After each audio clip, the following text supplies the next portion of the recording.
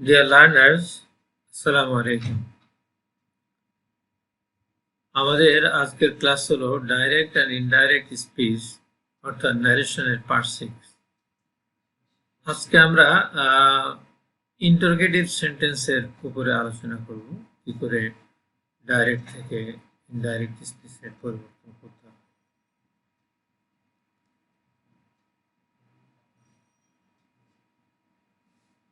প্রথমে রয়েছে ইন্টারোগেটিভ সেন্টেন্সের yes no questions. Yes no কোশ্চেনগুলো এগুলো কোন নিয়মে পরিবর্তন করতে হবে আমরা সেটি লক্ষ্য করব। আমরা তা দেখার আগে আমরা নিচের সেন্টেন্সগুলো একবার পড়ে নিই। Read the following examples direct. He said to Munir, "Do you know the way to the station?" He said to the Munir. Indirectly he asked the Munir. এখানে said to ask এ পরিবর্তন হয়ে গেছে। আজকের পরে টু বসে না, said এর পরে টু বসে, যেমনি told এর পরেও টু বসে না। আমরা অ্যাসার্টিভ সেন্টেন্সে দেখেছি লিঙ্কার হিসাবে বসেছে কনজাংশন দ্যাট। এখানে ইয়েস নো কোশ্চেনের ক্ষেত্রে লিঙ্কার হিসাবে বসে ইফ অথবা ওয়েদার, ইফ অথবা ওয়েদার। যদি সেন্টেন্সটি ইয়েস নো কোশ্চেন হয়, অর্থাৎ ইয়েস নো কোশ্চেন মিন্স যে প্রশ্নটি ডাইরেক্ট স্পিচে কোটেশনের মধ্যে থাকবে তার উত্তর শুধুমাত্র ইয়েস দিয়েও দেওয়া যায় অথবা শুধুমাত্র নো দিয়েও দেওয়া যায়। যেমন এখানে do you know the way to the station, এখানে এটার উত্তর ইয়েস আই নো, বা শুধু ইয়েস অথবা আমি জানি না, নো, এভাবে করা যায়। এখানে ভার্বের পরিবর্তন ঘটেছে সাবজেক্টের। আমরা জানি যদি রিপোর্টেড স্পিচের ডাইরেক্ট স্পিচে যদি সাবজেক্ট যদি সেকেন্ড পার্সন হয় তাহলে রিপোর্টিং ভার্বের অবজেক্টের সাথে তার পরিবর্তন। অবজেক্ট যে পার্সনে থাকবে এখানে সেই পার্সনই হবে, যার কারণে অবজেক্টে যেহেতু মুনির আছে অতএব ইউ পরিবর্তন হয়ে মুনির হয়ে গেছে। অতএব দুইবার মুনির না বলে আমরা প্রোনাউন হি এখানে বসিয়েছি। He asked Munir if or whether he knew the way to the station. Next sentence direct. I said to the boy, "Did you go to school?" এখানেও একই ধরনের পরিবর্তন। আমরা এখানে ইনডাইরেক্টে I asked the boy। আবার আমরা আস্কের পরিবর্তে আস্ক না বসে ইনকোয়ার্ড অফ, কোনো কিছু জানতে চাওয়ার জন্য ইনকোয়ার বসানো হয়ে থাকে। I asked or I inquired of the boy if he had gone to school। এখানেও রিপোর্টিং ভার্বের object the boy, third person singular number. নিয়ম অনুযায়ী যেহেতু রিপোর্টেড স্পিচের আমরা লক্ষ্য করছি যে ডাইরেক্ট স্পিচে সাবজেক্ট সেকেন্ড পার্সন রয়েছে, নিয়ম অনুযায়ী সেটা রিপোর্টিং ভার্বের অবজেক্টের সাথে পরিবর্তন হবে। অতএব পরিবর্তন হয়ে আমরা দেখছি এটা হয়ে গেছে হি। আর ভার্বটি যেহেতু ফার্স্ট ইনডেফিনিট আছে, আমরা এর আগে টেন্সের যে নিয়ম আলোচনা করেছি, যদি রিপোর্টিং ভার্ব পাস্ট টেন্স হয় তবে যদি রিপোর্টেড স্পিচের ভার্বটি যদি পাস্ট টেন্স থাকে তাহলে সেটা পাস্ট পারফেক্ট টেন্স হয়ে যাবে। এখনো তাই হয়েছে, if he had gone to school.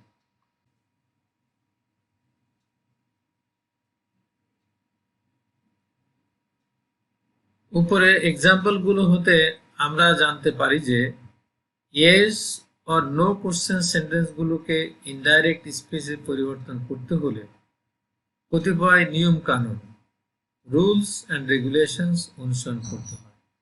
এগুলো হলো নাম্বার 1 রিপোর্টিং ভার্বস যেমন আস্ক, ইনকোয়ার অর এনকোয়ার ইত্যাদির সাহায্যে পরিবর্তন করতে হয়। নাম্বার 2 ইন্টারোগেটিভ সেন্টেন্সটি হু কোশ্চেন ওয়ার্ড দ্বারা শুরু না হলে লিঙ্কার হিসেবে ইফ অথবা হোয়েদার বসে। নাম্বার 3 ডাইরেক্ট স্পিচটি ইনডাইরেক্টে অ্যাসার্টিভ বা স্টেটমেন্ট হয়ে যায়। অর্থাৎ ডাইরেক্ট স্পিচটি যেহেতু ইন্টারোগেটিভ তাহলে আমরা বলতে পারি এটা যখন ইনডাইরেক্ট হবে তখনও ইন্টারোগেটিভ থাকবে, কিন্তু না, এটা যখন ইনডাইরেক্ট হয়ে যাবে তখন এটা অ্যাসার্টিভ হয়ে যাবে। আর অ্যাসার্টিভ সেন্টেন্সকে স্টেটমেন্টও বলা হয়। অতএব যাহা অ্যাসার্টিভ তাহা স্টেটমেন্ট। জিজ্ঞাসা চিহ্ন বা নোট অফ ইন্টারোগেশন ও ইনভার্টেড কমা বাদ দিতে হয়। অর্থাৎ যখন ইনডাইরেক্ট সেন্টেন্স হবে সেক্ষেত্রে নোট অফ ইন্টারোগেশনটা থাকবে না এবং ইনভার্টেড কমাও থাকবে না। নাম্বার 5 জিজ্ঞাসা চিহ্নের স্থানে অর্থাৎ নোট অফ ইন্টারোগেশনের স্থানে ফুল স্টপ বসাতে হবে। More examples.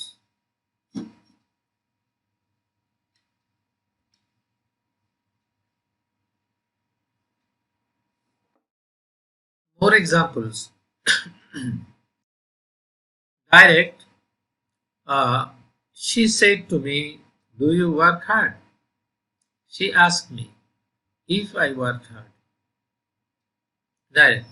The policeman said, "Did you see the accident?" The policeman asked if whether I had seen the accident. Direct sentence. The girl said, "Shall I go out for shopping?" Indirect. The girl asked if she would go out for shopping. Direct. Rana said to me, "Shall I wait for you for an hour?" Indirect. Rana asked me if he should wait for me for an hour.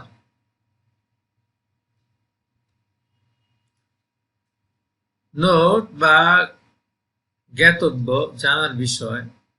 উপরের তৃতীয় এক্সাম্পলে past টেন্সে shall indirect স্পিচে would হয়েছে, কিন্তু চতুর্থ এক্সাম্পলে উচিতার্থে বসেছে।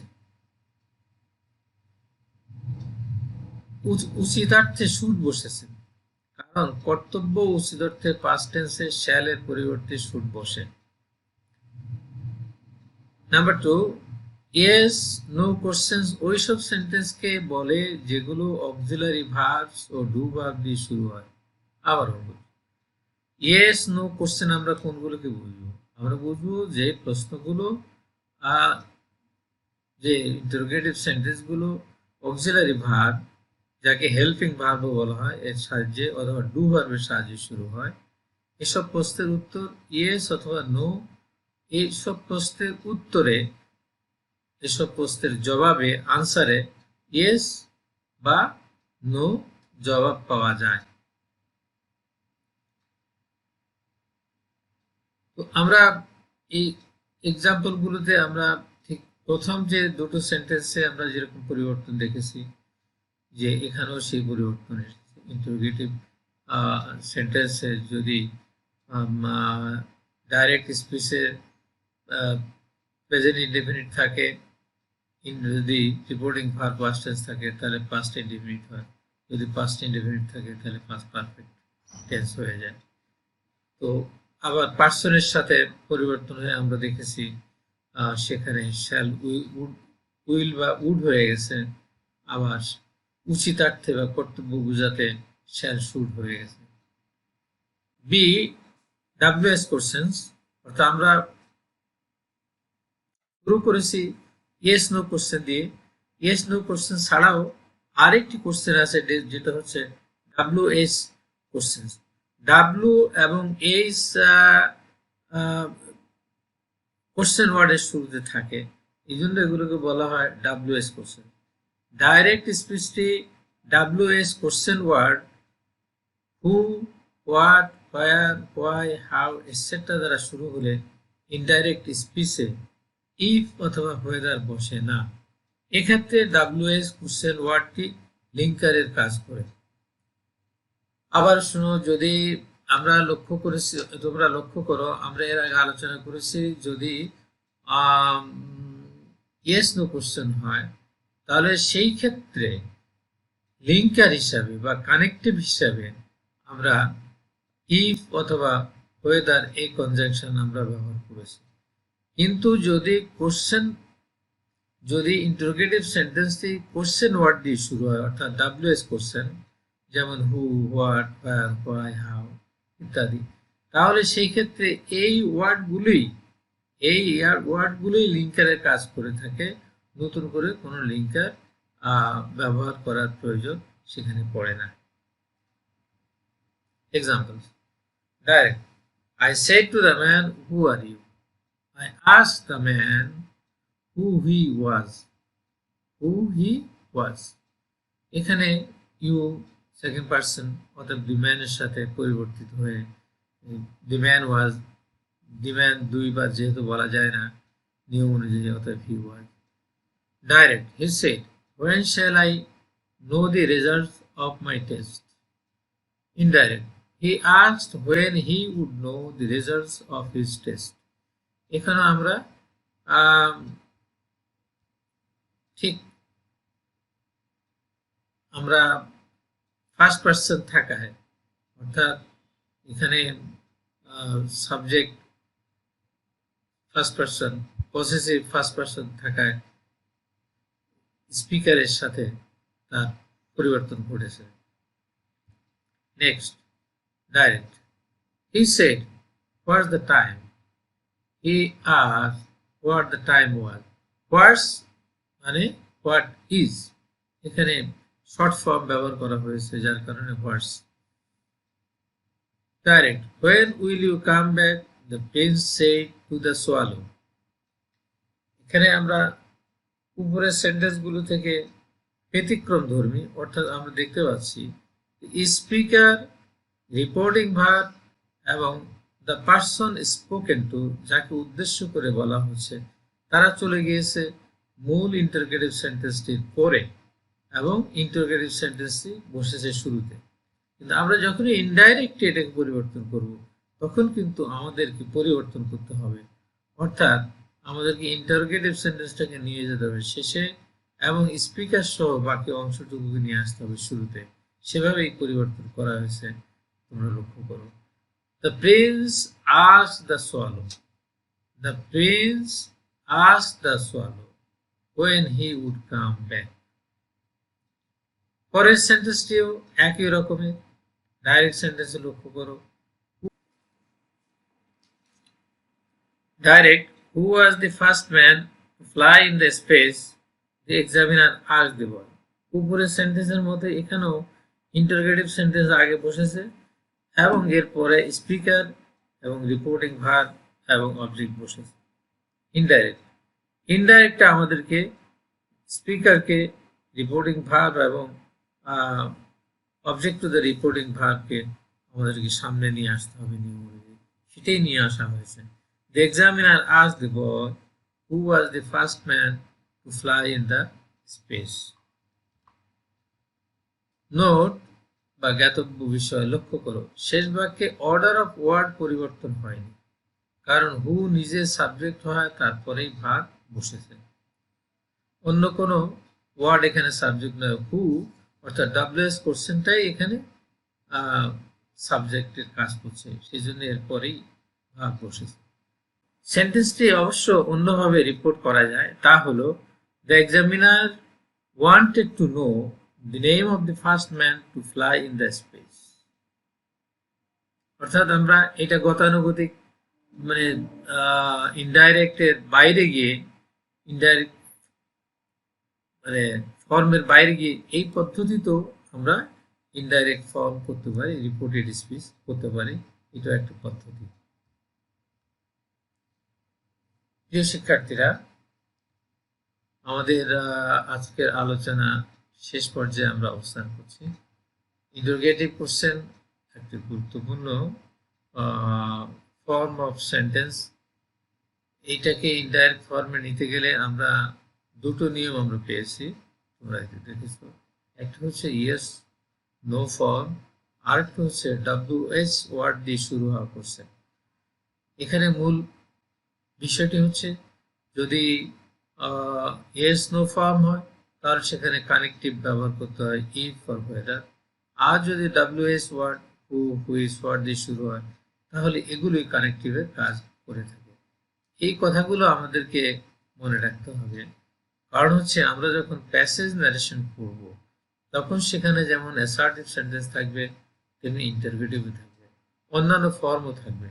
অতএব সেই ফর্মগুলো আমাদের জানা থাকলেই সেখানে যখন প্যাসেজে বিভিন্ন সেন্টেন্সের মিশ্রণ থাকবে, অর্থাৎ সেগুলো মিক্স থাকবে, আমাদেরকে সেগুলো আলাদা আলাদা বের করে নিয়ে সেখানে কিন্তু আমাদের ডাইরেক্ট থেকে ইনডাইরেক্ট ফর্ম গঠন করতে হবে।